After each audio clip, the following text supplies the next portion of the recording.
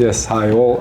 My name is Senad, and today I'm going to briefly talk about software risk management, and especially from the point of the medical software development. That's my expertise for the last, I don't want to say how many years, but let's say 15. Yes, so the Lucas before me already gave a nice introduction he already mentioned the risk management from the point of the cybersecurity. This is the different look, a little bit more structural in a way that how we take a standard and apply it to a life cycle of the development of the software. So last time, when was that, a year ago, I had a presentation about first standard listed here, which is a software lifecycle development, which is 62304. And this time I'll be more focused on the 14971 standard, which is application of risk management to medical devices.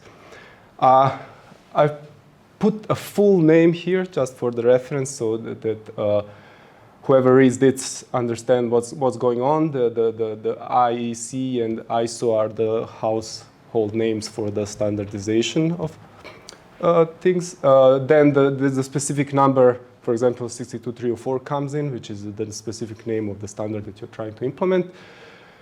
2006 is a year of release, which means that the application of risk management is relatively new, pre-COVID time. And then there are some standards that doesn't get a release that much often, but they get annexed, like the first one. So the annex is from the year 2015, which means there are new things in that, but they are still not big enough to get a new revision of the standard. So basically that's what this means. Let's go a little bit further than this. What we already talked about last year is the medical standard 62304 is the central one on the left. And we follow that one to build and to have and to organize the full life cycle of our medical software development. But this standard requires the 14971 standard, which is the risk standard. So it cannot go without it. It needs to be in. And you need to take care of it. The picture from the software development process, we already are familiar with most of these. What we see here, they are the phases of the software development. It needs to be in every type of the software, including medical, from the planning to the collection of the requirements, designing, verifications, and so on. But there's this specific one, which is called risk management, that goes all the way, from the start to the end. Lucas already mentioned that a few times. You need to take risks. You need to take the safety and the security inputs from the beginning, from the moment of the requirements selections all the way to the end. And that's true, and that's why the requirements are, and that's why the standards are pushing for this, and everything in order to be very, very, very conscious while building your embedded medical or whatever tool you are building. Just some interesting glossary here to go by, because these words here are going to be used a lot today and also in the future, where more and more about safety is talked about. So let's say what the harm is. The harm is injury or damage to the people or the environment around it. Hazard is the source of that harm. Hazardous situation is the circumstance in which the people or the property gets exposed to that hazard. Then we have a severity, which is the consequence of the hazard. Then we have this major word, which is risk. And the risk is a combination of a probability of occurrence of the harm and the severity. We'll get into that later.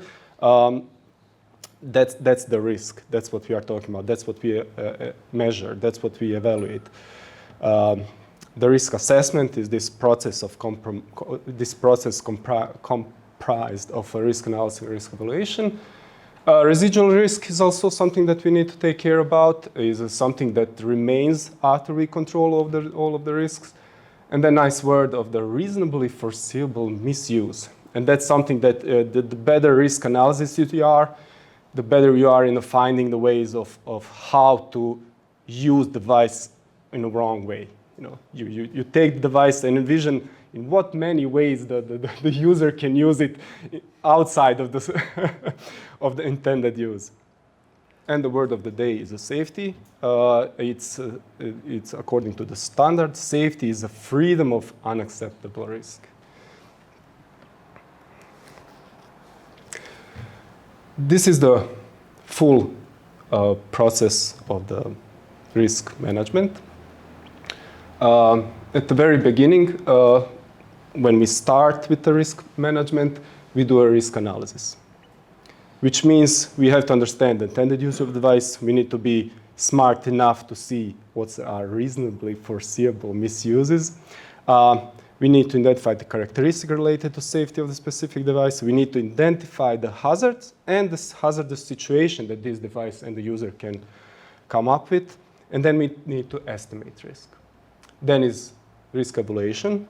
And those two, the risk analysis and the risk evaluation, is called risk assessment, which is done at the very beginning of the software lifecycle, software development lifecycle. Once we have assessment, we know what risks are there, what risks are not important to us. We apply risk control measures upon of the risk that needs to be mitigated. And let's not read all through this. After implementation of the risk control, we have evaluation of the residual risk. So some of the risks get mitigated during the process that we are going through, during the design phases. Some stay. That's the residual risk. Upon that, the risk management review, you compile the whole file regarding the risk management. You take the risk you mitigated, the risk that are there, and then the top management basically needs to sign that. So it's up to us engineers to show the risk, to mitigate them through the design and other steps that we'll talk about later. But somebody eventually needs to take ownership of the risks that that device needs to live with in the field. And that's the management. And then afterwards, we have the device in the field, and we do the post-production activities, which are needs to be collected, re-evaluated through the eyes of the risk management as well. Okay, so all of that, the whole picture before was a risk management plan that needs to have defined a clear objective, which is to ensure the safety and effectiveness of the specific medical device. I'm talking about from the medical perspective, medical software perspective. Plan needs to have the scope, and the scope is the full life cycle of the device from the design phase, even before design, from the pre-design phase to the post-marketing surveillance. And then this is taken out of the standard. The standard doesn't tell you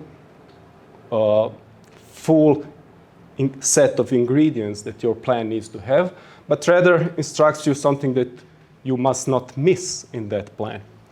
And I've taken just a few of them here. So this assignment of responsibilities, which is at the beginning of the project, each individual person from the project gets assigned also from the risk perspective, who is answering to what and who is responsible for what.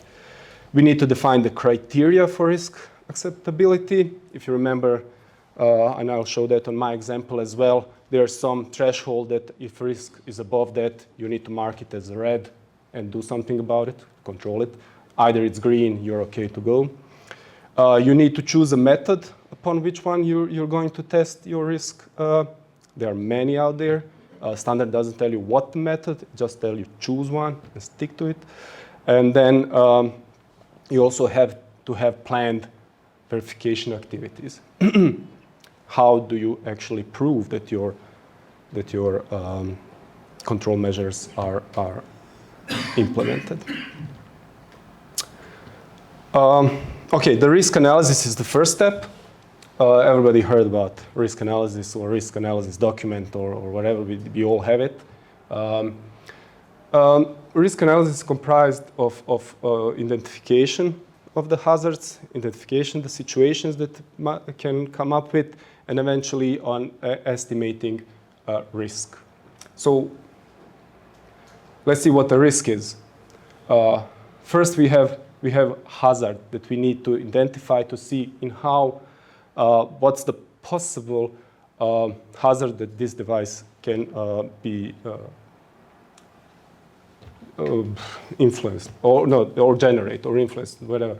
So I've taken two examples here. One is electrical malfunction and the other is software failure. The hazard is software failure. If it's Rust, probably we wouldn't have software failure, but this is obviously not Rust presentation, so it's a general. Then we have to identify the hazardous situation. So again, if you talk through the examples, for the electrical malfunction hazard, the situation is that line voltage appears on the electrodes. And for the software failure is that some measurement gets falsely calculated or divisioned or whatever.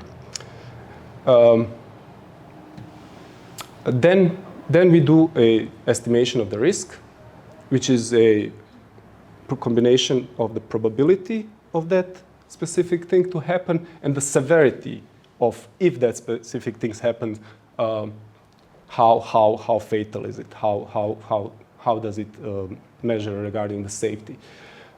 This nice picture on the right-hand side actually shows that for the left-hand side is probability. We can take account into two probabilities. One is that a hazard will lead to hazardous situation occurring, and the other is if the hazardous situation actually occurs, will it lead to a harm of a patient?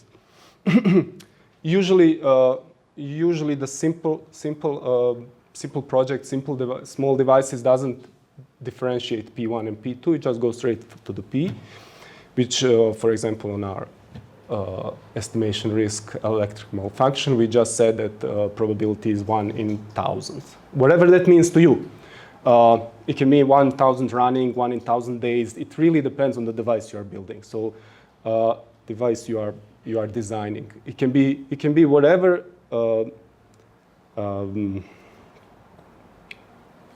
value that's applicable to your device, that makes sense to your device in the way that it's used. Again, severity, similar. You have an option to build your own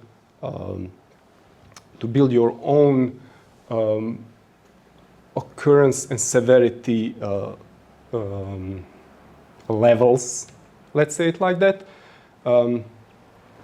This example here says that we chose that we have 5 levels of probability: frequent, probable, occasional, remote, and improbable.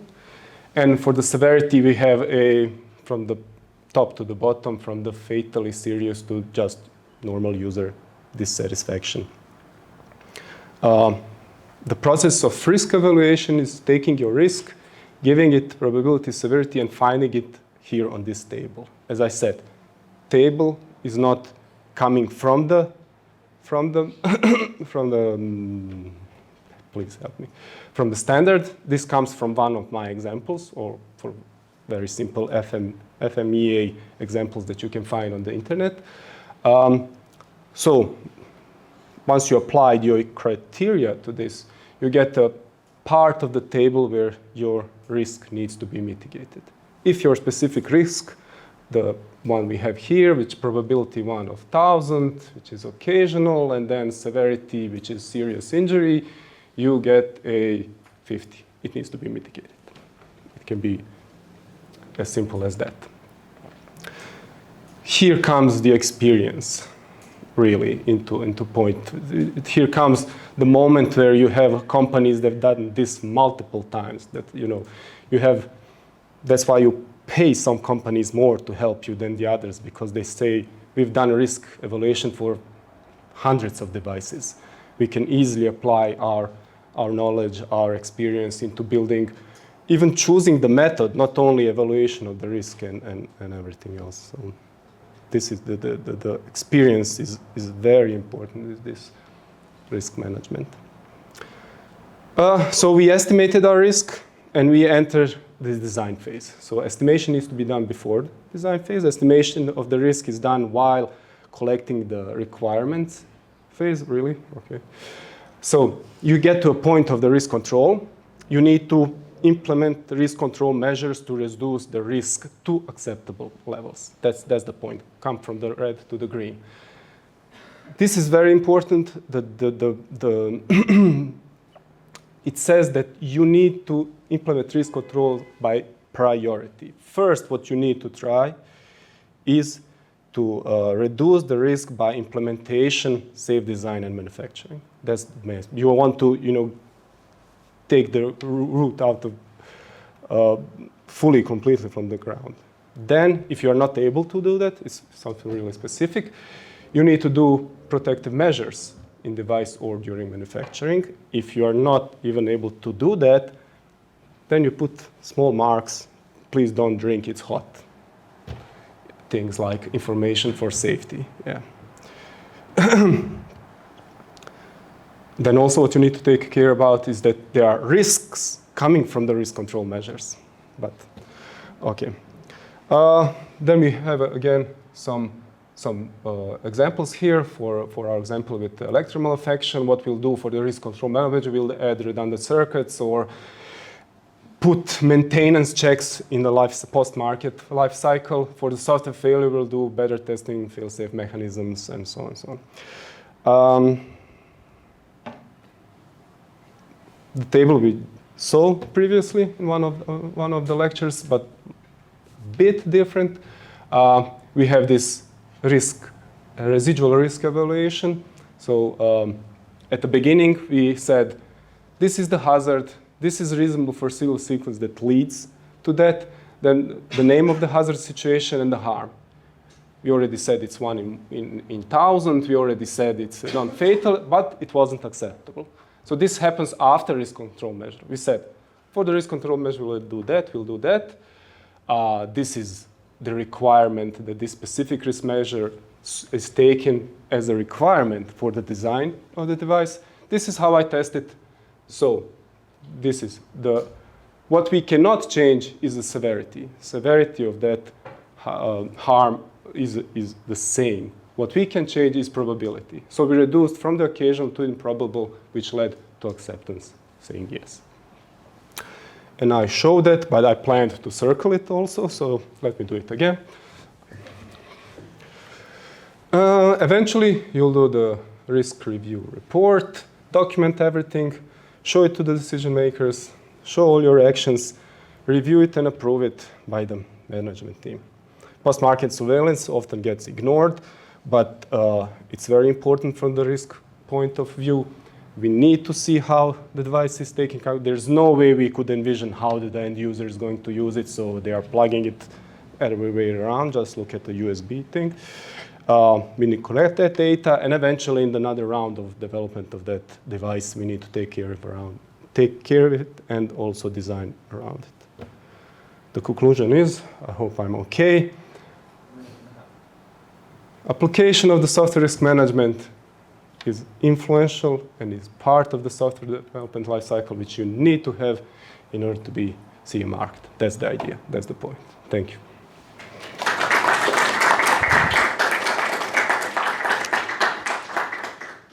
You're right on time. I know. Sometimes too early, but this time it's No slide-up questions? Yes. As far as I've seen. Any questions in person? Yeah, it was either so boring or or I answered everything. I think the lunch break is coming up soon. And the lunch break is coming, so. We can't let him Off the hook. Thank you. Yeah, you're so kind. How we actually determine probability of some events? Is that kind of an estimate, or is there some experiment, some math behind it? So what's the usual approach? Empirical. It's usually empirical. Yeah. The easiest would be to divide by 2 if you make a backup plan for something. So it's a chance, not divide, actually. You get very, you multiply chances to get better. That's what I do. Do it individually, one and the other. If you have redundant circuits, this one will fail in one in something, this one fail in one something. If you multiply, you'll get very little chance that both will fail eventually. Yeah. But you need to have some experience. There's no way that with some redundant circuit comes with hey, we fail in 1 in 1,000. So yes, please. It's you need an answer to an age-old question, which is... I don't have experience with angels. Who's more at fault, software or hardware? Who's more risky? Depending who you talk to. Who's more of the risk? Yeah. Well, software gets blamed because we are cheaper than hardware. It's cheaper for us to have a redundant stuff to put in. And also, eventually, once it's out, once in the market, you also do a software update to try to overcome both software and hardware failures. So in my opinion, it's 50-50, but the software gets blamed more just because it can be used for cover up of the both sides. Yeah, we fixed that with the software update. But was it a software bug? So it's 50-50, let's say.